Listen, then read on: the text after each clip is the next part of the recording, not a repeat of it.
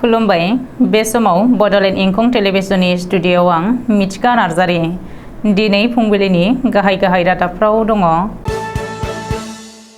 मिरु सरकारा गासै 3400 सिविल सार्भिसनि लांदां मासिखौ थाबैनो सुफुंगोन बुंदों जितेन्द्र सिंह।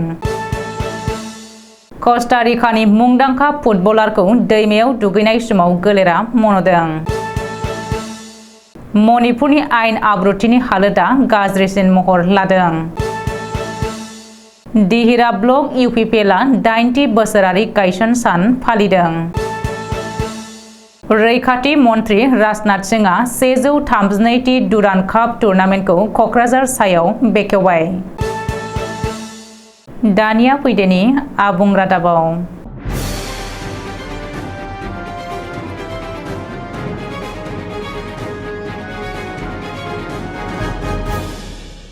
मिरु सरकारनि पार्सनेल बिफाननि रायजोआरि मन्त्री जितेन्द्र सिंहआ शुक्रबारखालि राज्य सभानि जथुमाव सदननो मिथिहोदों दि आथिखालाव इन्डियान सिभिल सार्भिस फारियै आईएएस, आईपीएस, आईएफएस आरो आईआरएसनि लांदां जानानै थानाय गासै 3400 मासिखौ थाबैनो सुफुंगोन।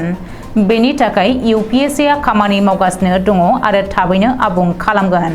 बेनिनो गेजेराव लांदां मासिफोरा जादों आईएएस 1365, आईपीएस 703, आईएफएस 1042 आरो आईआरएस 301 होनानै आलादायै मिथिहोबावदों पार्सनेल बिफाननि मिरुनि रायजो मन्त्री जितेन्द्र सिंहआ। कस्टारिकानि मुंदांखा फुटबल गेलेगिरि 29 बोसोर बैसोनि जेसास एल्बार्ट लपेज अट्रिसखौ दैमायाव दुगैबाय थानाय समाव गोलेरा मन'दों। कस्टारिकानि राजथावनि सान जसेनिफ्राय 140 किल'मिटार गोजान सांता क्रुज टाउननि रिय'कानास दैमायाव दुगैबाय थानाय समावनो हरखाबै गाग्लोबदों गोलेरा फुटबलार जेसास एल्बार्ट लपेजनि सायाव। दै सिङाव बोलांनानै लोगो लोगोनो मन'लांदों गोलेरा फुटबलार जेसास एल्बार्ट लपेजनि देहाखौ। आथिखालाव मिरु सरकारा मणिपुरनि हालोदखौ लानानै जेबो खर' सालिया। मणिपुरनि जोंब्लावनाय अरखौ खोमोरनो गोसो गैयै बायदि नुनो मोन्दों। शुक्रबारनि मोनाबिलि समाव मणिपुरनि बिष्णुपुर जिल्ला कुवाकोटा ओनसोलाव मेथेइफोरा कुकिफोरनि गोबां न'खौ सावनानै सेवहांगार खालामदों। अदेबानि न' सावनो फैनाय 3 मेथेइखौ कुकिफोरा बुथारदों होननानै शिलंआव फोरमायदों। उननि समाव मणिपुर पुलिसनि कामान्ड'फोरा जेब्ला जाथाय जानाय जायगायाव थाङो अब्ला कुकिफोरा मणिपुर पुलिसनि सासे कामान्ड'खौ खर'आव बुनानै गाज्रि जोखोम खालामो। मख'नो गोनांदि बेनि सानसे सिगां बिष्णुपुर जिल्लायाव कुकिफोरा मेथेइफोरनि सायाव गाग्लोबनानै गासै 19 मेथेइफोरखौ जोखोम खालामदोंमोन। आथिखालाव सेन्ट्रेल पेरामिलिटारि फर्सनि आरएएफ जवानफोरखौ बै ओनसोलाव डिप्लयमेन्ट खालामबाय होननानै मिथिहोदों। 5 आगस्ट 2015 मायथाइयाव बिटिसि ओनसोलाव गोदानै आन्चलिक राजखान्थि दोलो यूपीपीएलखौ क'क्राझारनि दतमायाव गायसननाय जादोंमोन। बिटिआर ओनसोलनि गुबुन गुबुन जिल्ला आरो ब्लकफोरा दोलोनि गायसनथि सानखौ बायदि मेहेरगोनां हाबाफारिनि गेजेरजों फालिनाय बायदिनो मैया बाक्सा जिल्लानि बेन्दोंआव थानाय दिहिरा ब्लकआबो दोलोनि 80थि गायसनथि सानखौ नारायणपुराव सानसेनि मेहेरगोनां हाबाफारिखौ लानानै फालिनायखौ नुनो मोनो। हाबाफारि बायदियै फुंनि 9 रिंगायाव दोलोनि फिरफिलाखौ बिरहोयो ब्लकनि आफादगिरि जगदीश रामसियारिया।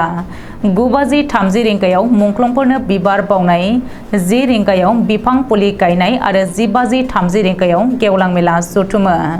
बे गेवलां मेलाव मेल बेखेवगिरि महरै बाहागो लानानै मेलखौ बेखेवनानै होयो यूपीपीएलनि कोर कमिटि सोद्रोमा डॉ दीपक कुमार बसुमतारिया।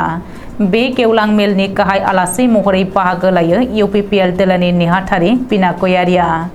दिहिरा ब्लक यूपीपीएलनि बे गायसनथि फालिनाय हाबाफारियाव बीपीएफ आरो जीएसपी राजखान्थि दोलोनिफ्राय जयनिं जानायखौबो नुनो मोनो।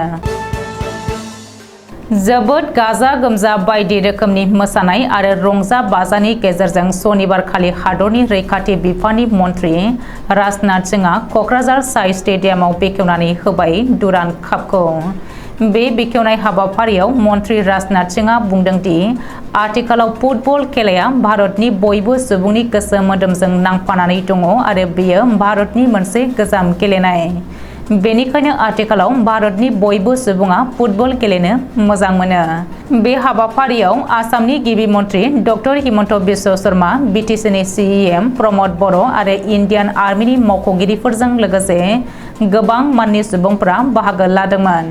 सनिबारखालि बे गिबि साननि गेलेनायाव बड'लेण्ड एफसि आरो राजस्थान इउनाइटेड एफसिनि गेजेराव गेलेनाया जागायजेनो।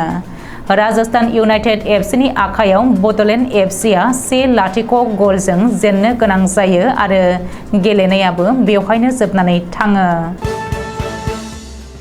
दिनै फुंबिलिनि रादाबा एसेनोसै। गोजोन्थों।